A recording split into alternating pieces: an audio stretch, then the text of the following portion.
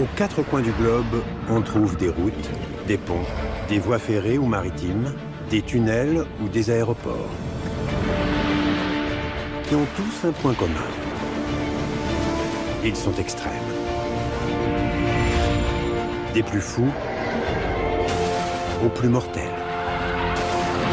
Des plus merveilleux aux plus terrifiants. Des prouesses d'ingénierie et des histoires à couper le souffle. Voici En zone dangereuse.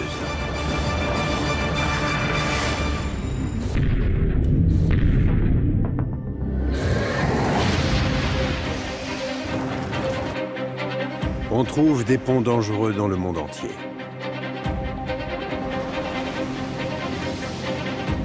Du Népal au Japon.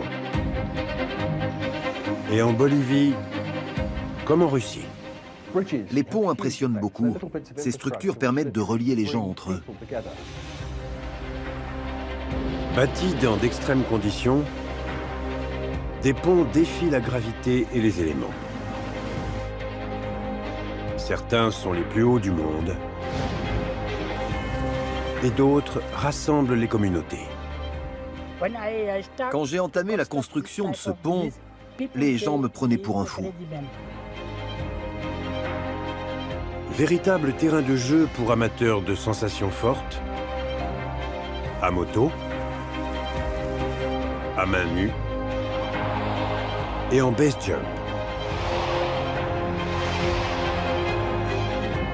Certains en font leur métier, d'autres risquent leur vie.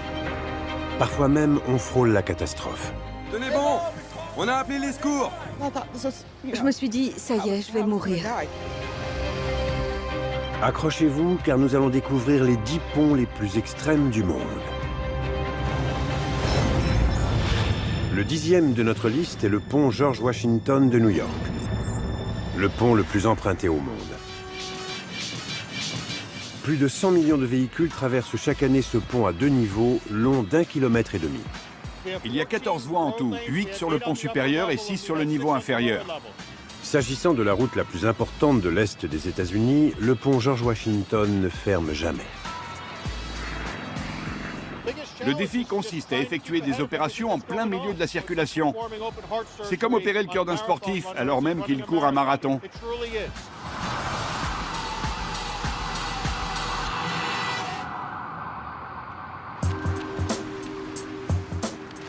C'est l'artère principale qui traverse l'Hudson River, reliant Manhattan à Fort Lee dans le New Jersey.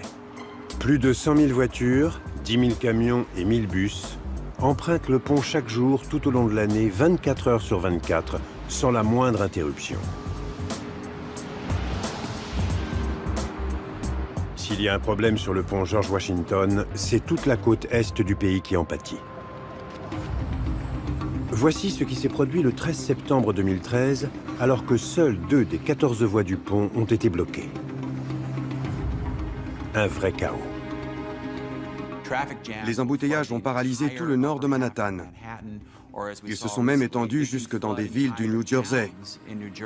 Même les petites rues ont fini complètement bloquées par la circulation. Les gens comptent sur ces accès pour effectuer leur trajet. La circulation doit être fluide. Nous faisons quotidiennement notre possible pour nous assurer que toutes les voies du pont sont ouvertes et praticables. Si l'on devait fermer cette route, l'économie de la région perdrait des dizaines de milliards de dollars. 10 heures du matin. Originaire du New Jersey, Chris Banano et son équipe d'électriciens se mettent au travail. J'habite à 16 km d'ici, là où je suis né. Même dans mes rêves, je n'aurais jamais cru travailler ici un jour. C'est génial.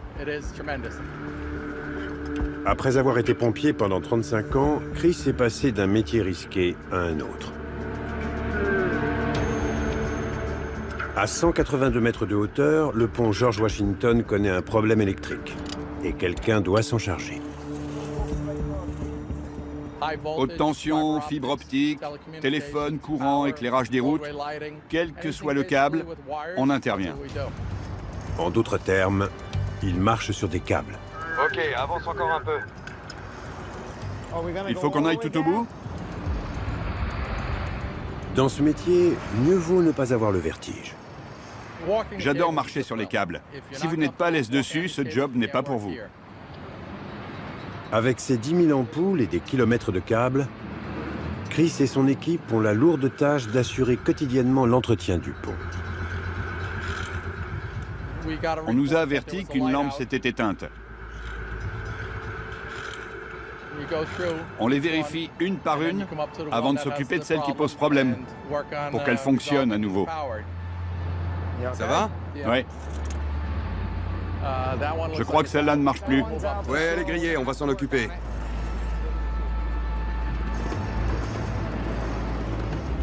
Travailler suspendu au-dessus du pont le plus emprunté au monde ne laisse pas le droit à l'erreur. Ok, voyons ça. Le câble a l'air en bon état. Passe-moi le voltmètre. Si jamais Chris lâche un tournevis, celui-ci tombera à plus de 160 km/h, assez vite pour transpercer le toit d'une voiture et le crâne du conducteur. Je l'ai. On prend notre temps pour être sûr de ne pas lâcher ce qu'on tient dans la main. S'il s'agissait d'un pont normal, ce type d'intervention nécessiterait de fermer quelques voies. Mais pas au Washington Bridge. On ne peut pas fermer ce pont. Il doit toujours rester ouvert, quoi qu'il arrive. Comme il intervient sur des câbles à haute tension, Chris doit être prudent. Les gars avec qui je travaille sont comme des frères pour moi. Lorsqu'on travaille sur des câbles dont la tension est de 4160 volts, ou comme maintenant, à 180 mètres au-dessus de l'eau, on se serre les coudes. C'est bon, ça marche. Il y a du courant. Là, je n'ai rien par contre. C'est peut-être une coupure sur le circuit. Attends, je te donne une autre broche. Je l'ai. Espérons que ça marche. Et voilà, ça fonctionne. Super. C'était juste une opération de routine.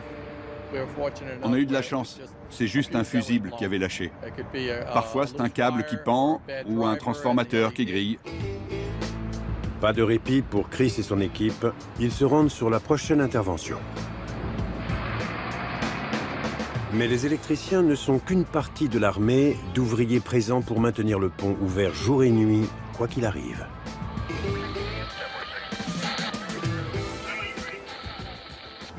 Mon rôle consiste à m'assurer de la sécurité des automobilistes. On a des équipes de secours sur place.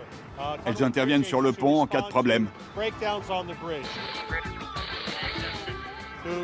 Si jamais une dame doit accoucher sur le pont, qu'un incendie est signalé ou quel que soit le problème, on a tout ce qu'il faut pour agir. Et c'est tant mieux, car si la circulation reste fluide sur le pont George Washington, les affaires tournent à New York. Numéro 9, en Bolivie. On y trouve les ponts les plus rapides du monde, les tyroliennes des Yungas. Au fin fond de la forêt tropicale, les paysans ont une conception radicale des ponts. Voici les tyroliennes des Yungas. Ce sont de simples câbles tendus au-dessus des creux de la jungle. Un simple harnais et on traverse. C'est un transport public plutôt insolite. C'est comme un oiseau sur une branche. Ça donne un peu l'impression de voler.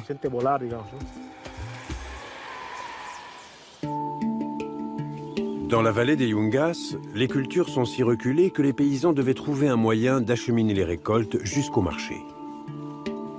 Angel Barrasosa est l'homme qui a trouvé la solution. Avant, on portait tout sur le dos, comme des ânes. Puis, j'ai pensé à créer un système de poulies et de câbles. J'ai acheté des câbles en acier et je les ai tendus de part et d'autre de la vallée à l'aide de cordes. Un parcours éreintant de 5 km à travers la jungle épaisse ne prend plus que 30 secondes. Sans ces câbles, ça prendrait un temps fou de transporter nos récoltes. Les feuilles que ces paysans récoltent sont une vraie mine d'or. Elles valent 30% de plus que les autres récoltes. La coca est l'ingrédient de base de la cocaïne. Mais en Bolivie, la coca est légale et vendue pour ses soi-disant effets sur la santé. Désormais, grâce aux tyroliennes d'Angel, il est plus facile d'acheminer cette récolte à prix d'or jusqu'aux routes conduisant au marché. On compte actuellement une vingtaine de tyroliennes. Certaines font plus de 400 mètres et s'élèvent à 176 mètres du sol. Utile pour acheminer les récoltes, on peut y transporter n'importe quoi.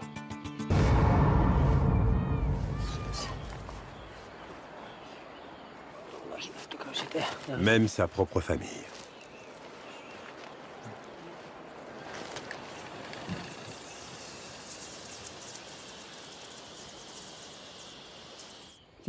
Au début, j'en tremblais, tellement ça me faisait peur. Mais ça va mieux depuis, je reste calme. Même lorsque je transporte quelqu'un, la peur finit toujours par disparaître. Mais à force d'être suspendu à des poulies rouillées et de traverser à près de 50 km/h, des accidents se sont produits. Ça a beau être amusant, il faut quand même faire attention car ça peut vite mal tourner. C'est très dangereux. 3 personnes ont déjà fait une chute mortelle. Mon beau-père en est mort. Il est tombé dans la rivière. C'est un système assez effrayant. Les ancrages de chaque côté devraient être en bon état, mais certains ont 20 ans et sont couverts de rouille. Ils peuvent casser d'un instant à l'autre.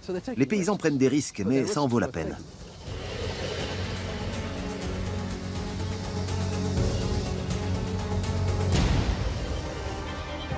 Dans un instant, direction les montagnes du Népal où un superbe pont a changé des vies. Nous avons découvert les ponts les plus denses et les plus rapides de la planète. Pour le numéro 8 du classement, direction la Sibérie en Russie, pour un véritable rodéo avec le Volgograd. Tous les ponts oscillent, mais certains, comme le pont du Millennium de Londres lors de son ouverture, se balancent carrément. Le 1er juillet 1940, un superbe pont suspendu fut inauguré à Tacoma, dans l'État de Washington. C'était une prouesse d'ingénierie. À l'époque, le pont de Tacoma était l'un des plus grands ponts suspendus au monde. 4 mois plus tard, des vents soufflant à 65 km/h ont balayé le pont, faisant osciller son tablier de 504 tonnes. Les ponts bougent. Le passage des voitures et le vent créent des vibrations. On ne peut pas concevoir une structure parfaitement rigide, ça n'aurait pas de sens. Alors que le vent frappait le pont, un des côtés se tordait dans un sens, tandis que l'autre côté se tordait dans l'autre. Ça a provoqué une oscillation naturelle. Plus il tanguait, plus il s'exposait au vent, et plus il s'y exposait, plus il tanguait. L'oscillation est devenue de plus en plus forte, si bien que le pont a fini par s'effondrer tout seul.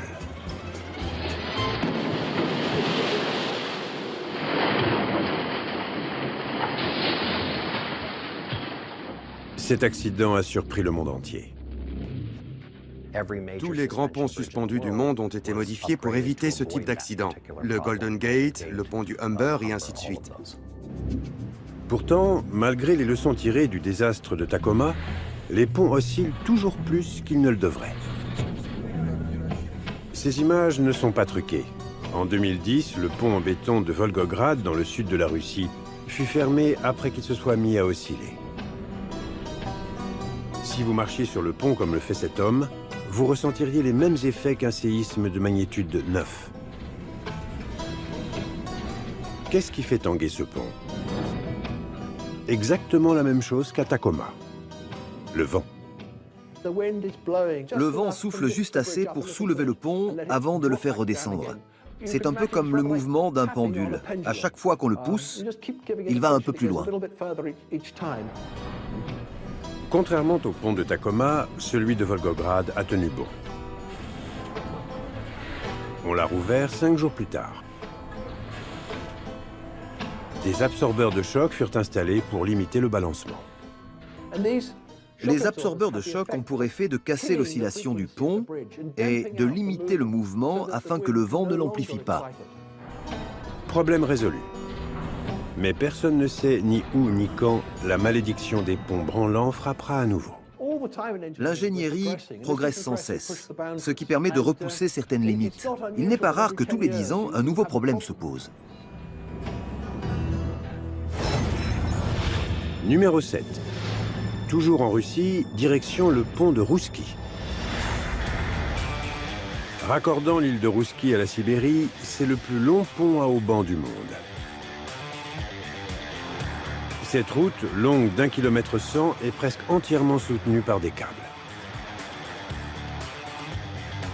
Mais ce n'est pas tant sa conception qui est folle, c'est ce qui se passe dessus.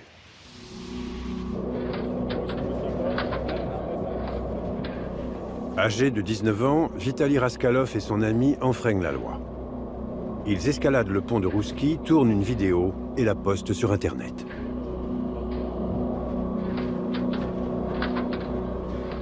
Cette nouvelle mode qui envahit la Russie s'appelle le skywalking. Il y a une vague de gens en Russie qui font des choses incroyablement risquées. Ils escaladent les infrastructures les plus dangereuses qu'ils peuvent trouver tout en se filmant. Ils font ça pour s'amuser et pour la notoriété. Avec ses 305 mètres de haut, l'escalade du pont de Roussky est le défi ultime pour tous les adolescents amateurs de sensations fortes. Non content d'avoir atteint le sommet du pont, Vitali décide d'escalader la grue surplombant la mer. Sans harnais de sécurité, il suffirait que son pied ou que sa main glisse pour qu'il chute sur plus de 300 mètres.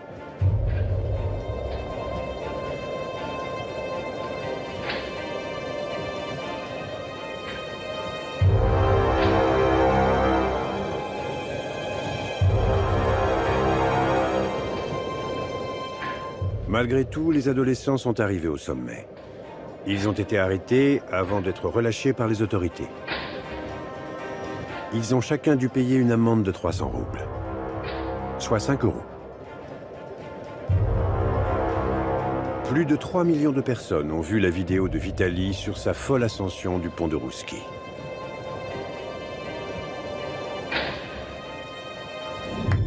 Pour le 6e du classement, nous allons au Népal pour découvrir le plus beau pont du monde, le Kushma-Gyadi. Ce pont fait de treillis est si haut qu'il devrait y avoir un panneau indiquant « Ne regardez pas en bas ». Mais pour les Népalais, ce pont relève du divin. À 320 km de l'Everest, au Népal, se trouve le village de Gyadishur. Depuis que ce village existe, la rivière Modikola le sépare du grand marché de Kushma sur l'autre rive.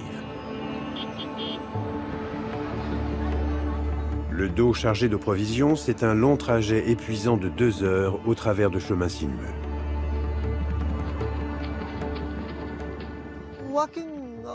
Marcher le long des gorges jusqu'à Kushma n'est pas seulement épuisant, c'est aussi dangereux. Il n'est pas rare que les gens se blessent sur le trajet. Cette gorge posait un réel problème. Les gens quittaient le village en espérant avoir une vie meilleure ailleurs. Mais un ingénieur local, à 2 doigts de la retraite, Saria Prakash Podi, avait la solution. Un astucieux et innovant pont suspendu. À la fin de ma carrière, je suis retourné dans mon village natal, Kushma. Et je me suis dit, avant de prendre ma retraite, je dois faire quelque chose pour ces villageois. J'ai dessiné les plans et je suis parti voir les élus locaux pour leur demander de financer la construction. Personne ne croyait en ce projet, car c'était trop long et trop haut. On disait que les enfants comme les vieillards ne pourraient pas l'emprunter. Quand j'ai entamé la construction de ce pont, les gens me prenaient pour un fou.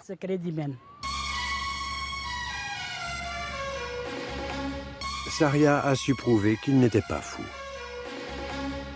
Il a bâti un pont que tout le monde peut emprunter.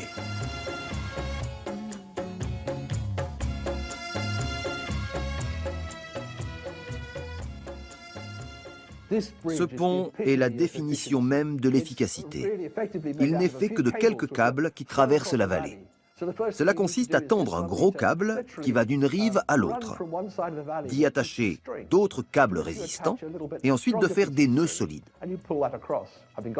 Une fois que vous avez fait cela, vous construisez le pont petit à petit, en tendant un second gros câble, et ainsi de suite.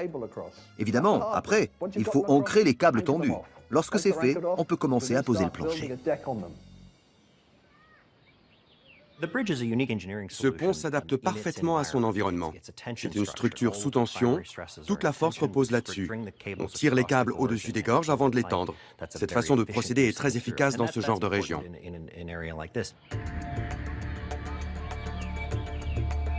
Ce pont a bouleversé la vie des habitants.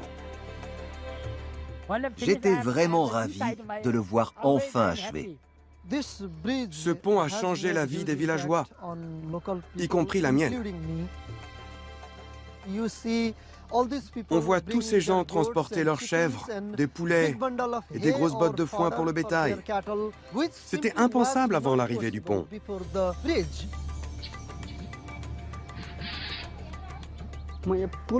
Avant qu'il ne soit construit, j'étais fermier.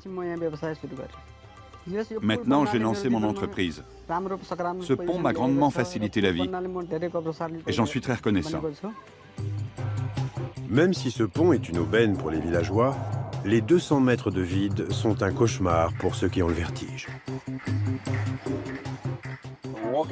Lorsqu'on traverse le pont, on le sent bouger. Il se balance de gauche à droite. On a l'impression de flotter. Le nouveau pari fou serait d'attirer les touristes du monde entier. Les ponts impressionnent beaucoup. Ces structures permettent de relier les gens entre eux. Ce pont démontre aux Népalais à quel point l'ingénierie peut faire la différence. À la 5e place, direction la Sibérie et le Vitim. Le pont le plus rudimentaire au monde. La Sibérie est traversée de part et d'autre par la route Baïkal. Longue de près de 4200 km, elle passe au travers des terrains les plus hostiles au monde.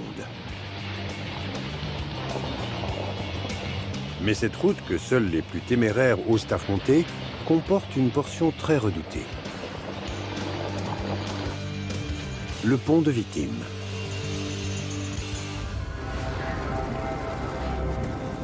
Lorsque ces deux motards, Tony Petty et Walter Kolbach, atteignent la rive gauche de la Vitim, il n'y a pas d'alternative. Un pont ferroviaire militaire traverse la rivière. Parallèle à celui-ci se trouve son ancêtre, mais il est en ruine.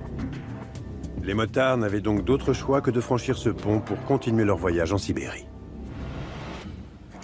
Quand on se lance dans ce périple, on ne peut pas éviter le pont de Vitim, car le seul autre pont qui traverse la rivière est une voie ferroviaire gardée par des militaires armés de Kalachnikov qui ne vous laissent pas vous en approcher.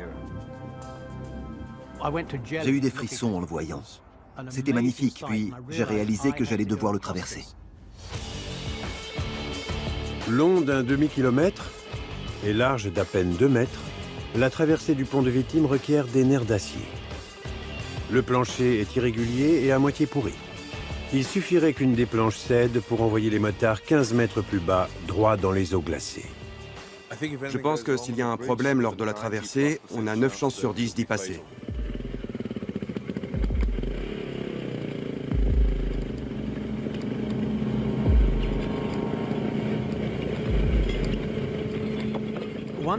Une fois qu'on est sur le pont, on se sent très seul. C'est très haut et il n'y a ni garde-corps ni barrière. Si on tombe, c'est pour de bon.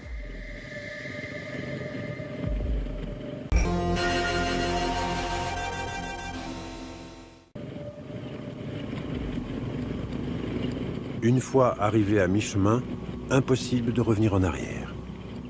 Je restais concentré sur les planches situées à 2 ou 3 mètres devant moi, rien d'autre. Je n'arrêtais pas de me dire, ne regarde pas en bas ni autour de toi ou tu vas paniquer.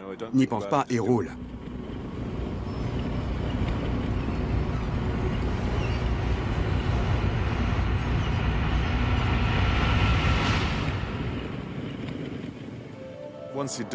Lorsqu'on arrive, on se sent soudain très détendu et fier de soi.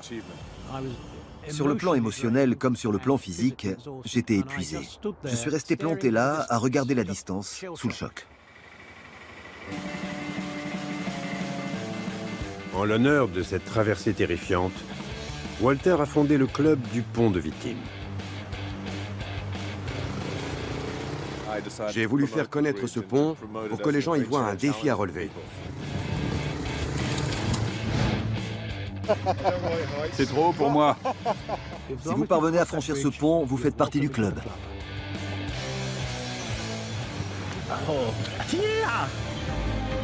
Dans un instant, un pont de la côte est américaine a très mauvaise réputation. Tenez bon! Il y a des ponts qui oscillent jusqu'à s'écrouler, et en Russie, des ponts que seuls les plus courageux osent franchir. Nous arrivons au 4e du classement. Sur la côte est des États-Unis se trouve le pont de la baie de Chesapeake, le plus effrayant qui soit. Reliant les parties est et ouest du Maryland et s'étendant sur toute la largeur de la baie de Chesapeake, ce pont est long de près de 8 km et haut de 60 mètres.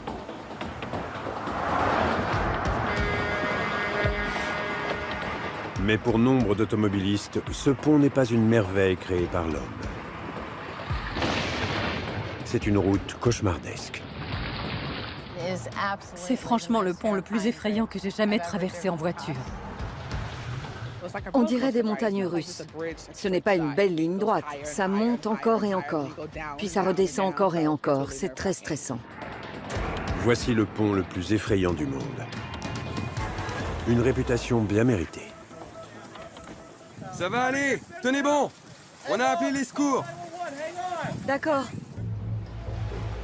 Cela s'est produit le 19 juillet 2013. Entraîneuse de Pom Pom Girls, Morgan Lake rentrait chez elle. Le pont de la baie de Chesapeake est sur sa route. Alors qu'elle roule sur le pont, elle remarque un semi-remorque foncer droit sur elle. J'ai vu cet énorme camion se rapprocher à toute vitesse dans mon rétroviseur. Il s'approchait de plus en plus.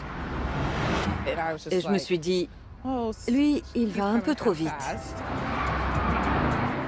Puis tout d'un coup, il m'est violemment rentré dedans.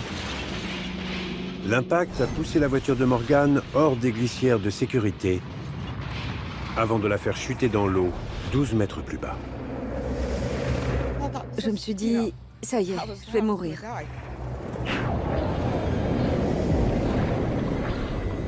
Par miracle, Morgan survit au choc. Mais sa voiture commence à couler. Je n'avais pas envie de mourir, et encore moins en me noyant. C'est horrible, c'est une mort lente. Puis, j'ai ouvert les yeux, il faisait tout noir, je n'y voyais absolument rien. Je me suis débattue pour tenter d'enlever ma ceinture de sécurité, j'ai trouvé la vitre de ma portière, je m'y suis glissée, j'ai commencé à nager jusqu'à la surface. Je remontais sans m'arrêter, et une fois à la surface, j'ai pris une grande inspiration. J'ai ensuite nagé sur 180 mètres, soit 2 terrains de football. Je ne m'en suis pas rendu compte sur le coup. J'ai eu l'impression de nager pendant 5 ou 10 secondes, tellement j'avais envie de sortir de l'eau. Ces instants fatidiques où elle s'est mise hors de danger ont été filmés. Un camion m'est rentré dedans. Un camion m'est rentré dedans, c'est ce que j'ai dit sur le coup. Tenez bon! On a appelé les secours! D'accord. Ça va aller! Tenez bon! Personne d'autre n'est tombé à l'eau? Non. D'accord. Faut tenir le coup, d'accord? Et puis je me suis dit, oh mon Dieu, c'est pas croyable. Je m'en suis tirée.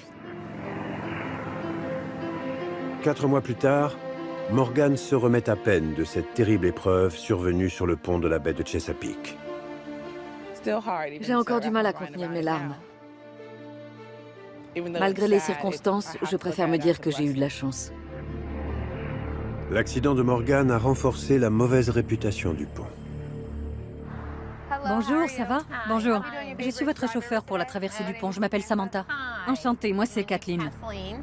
Certains automobilistes sont si effrayés à l'idée d'emprunter ce pont qu'ils sont prêts à payer pour que quelqu'un conduise à leur place.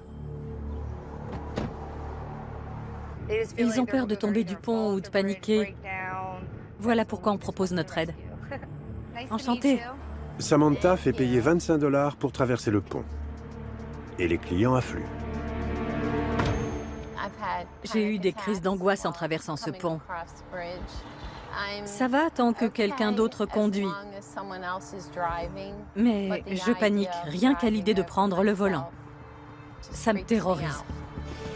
Kathleen fait régulièrement le trajet de Baltimore jusqu'au Delaware pendant ses week-ends. Le pont de la baie de Chesapeake est sur sa route. Sans l'aide de Samantha, elle serait bloquée. Vous préférez que je roule sur quelle voie pendant qu'on traverse le pont? Celle de droite? À droite? Ces glissières sont tout ce qui sépare les voitures des eaux de la baie située 32 mètres plus bas. Les gens qui ont peur du vide sont paralysés. En voyant cette étendue d'eau glaciale dont seule une petite barrière les sépare, ils paniquent vite. Si vous paniquez sur le pont, impossible de vous arrêter avant au moins 6 km. Plus on approche du milieu du pont, plus je deviens nerveuse. Ça va? Vous êtes à l'aise? Je roule pas trop vite? Non, c'est bien. Je veux m'assurer que vous vous sentiez bien. Non, d'accord. Les accidents qui surviennent sur le pont, comme celui de Morgan, terrifient les automobilistes comme Kathleen. Vous avez vu l'accident où cette femme est tombée dans l'eau? Oui, elle a nagé jusqu'au bord. Je commençais seulement à m'habituer à la traversée du pont lorsque j'ai appris que sa voiture avait franchi la barrière avant de plonger dans l'eau. Ça fait peur. Samantha a conduit Kathleen en toute sécurité. Ce trajet qui l'effraie tant est enfin terminé. Mais chaque accident survenant sur le pont de la baie de Chesapeake accroît sa réputation du pont le plus effrayant de tous. Pour la 3e place du classement, nous nous rendons au Japon, où se trouve le pont le plus instable du monde. Le Japon est une puissance technologique, un pays réputé pour ses infrastructures et ses immeubles antisismiques. Mais lorsqu'il s'agit de ponts, cela devient surprenant. Perdus au fin fond des montagnes japonaises, on trouve les ponts les plus instables au monde. On trouve énormément de ponts abandonnés au Japon, car il y a 50 ans, l'agriculture allait bon train dans ces montagnes. Seulement, comme le Japon n'est plus un pays agricole, ces ponts ne servent plus à rien. Plus personne ne les traverse et personne ne les entretient. Vieux de 60 ans, le pont Musu Tsuribashi doit être le plus chancelant de tous. Fait de cordes effilochées, de câbles rouillés et de planches pourries, son nom signifie littéralement le pont instable. Les ponts ne sont pas éternels. L'acier rouille, les jointures finissent par se casser, et au final, il finit par tomber. Ces vestiges du Japon d'autrefois sont autant de pièges mortels qui tapissent la campagne. Personne ne les utilise, à part peut-être ces deux hommes. Bonjour. Bonjour! On est sur le pont! Ils se font appeler les cinglés. Ils adorent explorer les ponts dangereux et oubliés de leur pays. J'aime les endroits où les gens n'osent pas aller parce qu'ils trouvent ça trop dangereux. Plus l'endroit est dangereux, plus on risque de se faire du mal ou de tomber, plus j'ai envie d'y aller. Ce pont, récemment découvert par Shiuji et son ami, détrône même le Musu Tsuribashi sur l'échelle des ponts instables et dangereux. Quand je l'ai découvert pour la première fois, je me suis demandé si c'était vraiment un pont. Et puis lorsque je suis monté, j'ai réalisé que oui. Ça m'a fait un sacré choc. Étant à l'abandon, Shiuji et son ami ne savent pas s'il est en bon état. Mais est-ce suffisant pour qu'ils renoncent? Si le pont s'écroule, ils feront une chute de 30 mètres dans la vallée. On peut à peine poser le pied. C'est très dangereux. Les planches sont très espacées. Je suis vraiment à 2 doigts de passer au travers. C'est quasiment impossible. Mission accomplie. Les cinglés ont survécu, tout comme le pont le plus instable du monde. Pour l'instant. De tous les ponts que j'ai traversés, celui-ci est de loin le plus dangereux. Numéro 2. À Seattle, on trouve le plus long pont flottant du monde, le nouveau SR 520. La ville de Seattle se situe au bord du lac Washington. On y construit le plus grand pont flottant des États-Unis. Pour moi, la construction de ce pont est un vrai défi. Une fois terminé, ce sera le pont flottant le plus long du monde. Jamais un pont flottant n'aura été aussi élaboré. Les ponts flottants existent depuis des millénaires. Rapides et faciles à construire, ils ont été décisifs lors de la Première et Seconde Guerre mondiale. Un pont flottant porte très bien son nom. Il s'agit d'une succession de pontons qui sont comme des bateaux dont la seule fonction revient à flotter. On les met en place avant de les fixer et de les amarrer. Puis on installe un plancher jusqu'à former le pont flottant. Mais de nos jours, ce genre de pont se fait rare. Ils sont un peu moins fiables qu'un pont normal. Pour éviter les accidents, les ponts doivent être entretenus. Seulement, les ponts flottants demandent beaucoup plus d'entretien. En guise de preuve, regardez ce pont qui traverse le fleuve Nadim en Sibérie.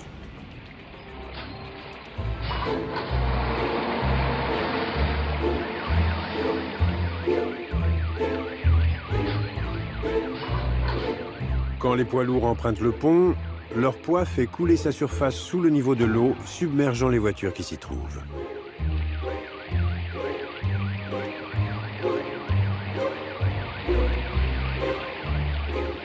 Si vous croyez qu'il n'y a qu'en Russie où les ponts flottants posent problème, regardez ce qui s'est passé à Seattle. Au cours d'une tempête, le pont flottant Lassie V s'est brisé avant de couler.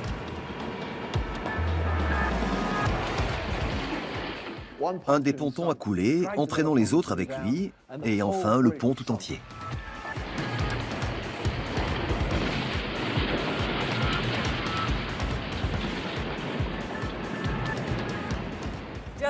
Il y a quelques instants, cette section du pont a coulé dans le lac Washington. Et croyez-le ou non, à seulement 6 km du lieu du drame, sur le même lac, on en construit un autre. On va construire un tout nouveau pont. Ce sera le plus long pont flottant du monde. Le lac Washington est très profond, en plus d'être au beau milieu d'une zone de tremblement de terre. Cela explique pourquoi on ne peut y construire de pont traditionnel. Les ponts flottants sont souvent préconisés dans le cas de tremblements de terre. Cela peut poser de sérieux problèmes aux structures ancrées dans le sol. Pendant plus de 50 ans, l'actuel pont flottant, le SR 520, a été utile à Seattle. Mais il est aujourd'hui dépassé. Il faut donc le remplacer par un pont plus grand et plus sûr. L'ancien pont vient de fêter ses 50 ans. Cela veut aussi dire qu'il n'est pas conforme aux normes antisismiques actuelles.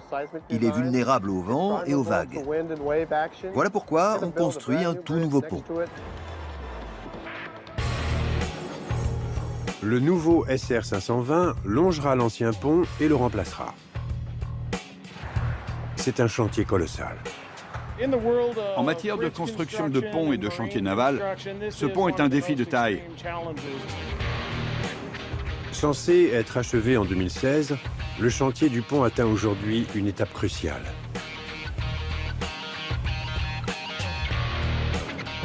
Les ouvriers assemblent 33 boîtes flottantes en béton appelées pontons. Chacun est long comme un terrain de football et pèse l'équivalent de 23 avions de ligne. Formant l'épine dorsale du pont, mieux vaut s'assurer qu'il flotte bien. Ils doivent être étanches. Si ces pontons ne le sont pas, ou si un accident venait à créer une brèche dans la coque, ils couleraient dans l'eau comme un bateau. Pour éviter tout accident, des contrôles rigoureux sont effectués à chaque étape de la construction. Avant de relier les pontons entre eux, les ingénieurs les mettent en cale sèche. Ils peuvent ainsi effectuer des tests approfondis visant à détecter tout défaut ou fissure. La moindre erreur conduirait à la catastrophe. Nous nous trouvons sous l'un des pontons. C'est un bloc de béton de 10 000 tonnes qui flottera sur l'eau. Une fois les tests effectués, il faut ancrer les pontons dans le fond du lac avant de les relier entre eux. Tous les pontons doivent être reliés entre eux jusqu'à constituer l'épine dorsale du pont. 2 ans avant la fin du chantier, les ouvriers espèrent que le nouveau SR 520 fera figure de référence en matière d'ingénierie. C'est le pont flottant le plus long du monde. Je n'aurai jamais d'autre occasion de construire quelque chose de cette ampleur. Dans un instant, à la première place, direction le pont le plus extrême du monde. Nous avons découvert les tyroliennes des fermiers en Bolivie. Un pont merveilleux dans les montagnes népalaises. Et un pont flottant battant tous les records à Seattle. Nous arrivons maintenant à la première place de notre classement. Direction le sud de la France, le viaduc de Millau. C'est une merveille d'ingénierie. Ce pont paraît toucher le ciel. C'est le plus haut jamais construit. Beaucoup de gens pensent qu'il s'agit du plus beau pont au monde. Son dessin et sa construction avant-gardiste, couplée à sa hauteur vertigineuse, le placent logiquement en haut du classement. Le viaduc de Millau est certainement l'un des emblèmes de ce début du XXIe siècle. L'un des points les plus intéressants est la façon dont il a été construit. Chaque côté a été assemblé petit à petit jusqu'à ce qu'on fasse se rejoindre les 2 extrémités au milieu du pont. Construit en seulement 4 ans, ce pont long de 2,5 km traverse l'une des plus profondes vallées de France. Il est aussi haut que la Tour Eiffel. Grâce à son tracé, le trajet estival reliant Paris à Perpignan via l'A75 évite aux automobilistes un détour de 2h30.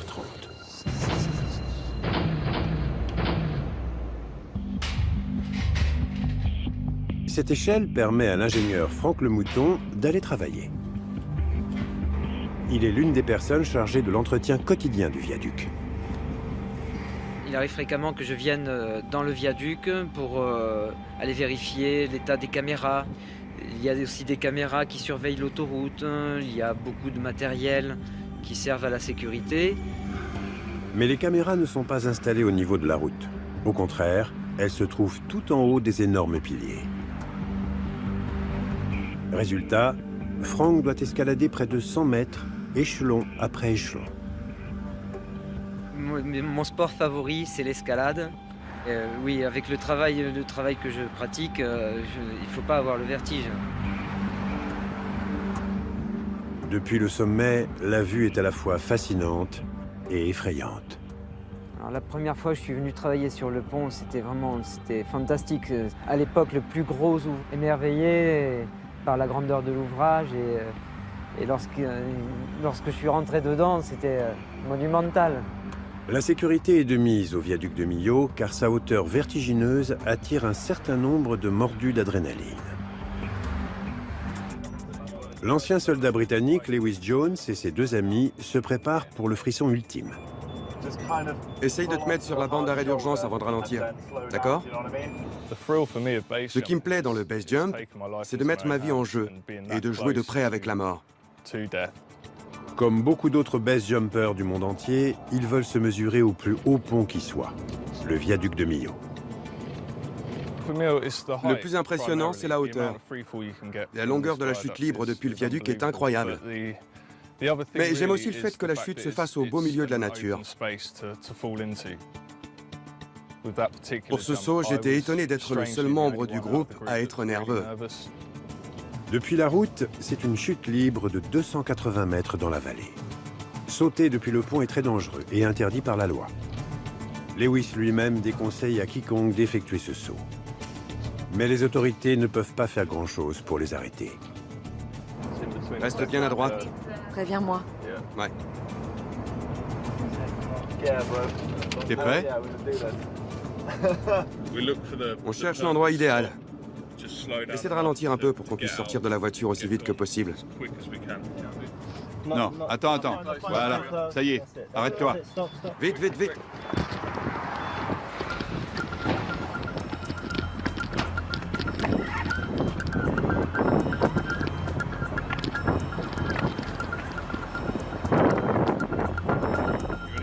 Le saut est surnommé Mr. Bill. Il s'effectue en tandem et requiert un travail d'équipe précis ainsi qu'une parfaite exécution. Dis-moi quand tu es prêt.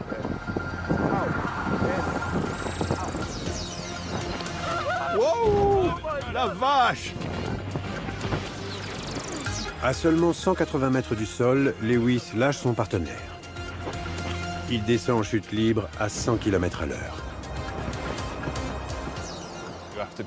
Il faut pouvoir regarder le sol en maîtrisant chaque mouvement et estimer le temps que devra durer la chute libre. Il doit déployer son parachute immédiatement.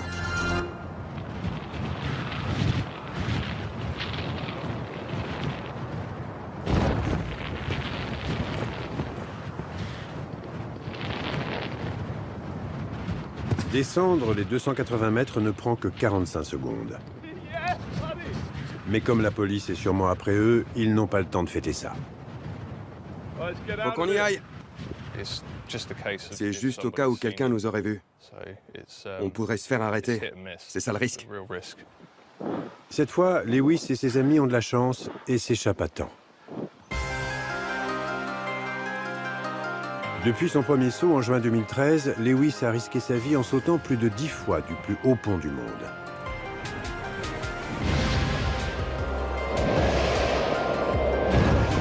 Il est accro au viaduc de Millau.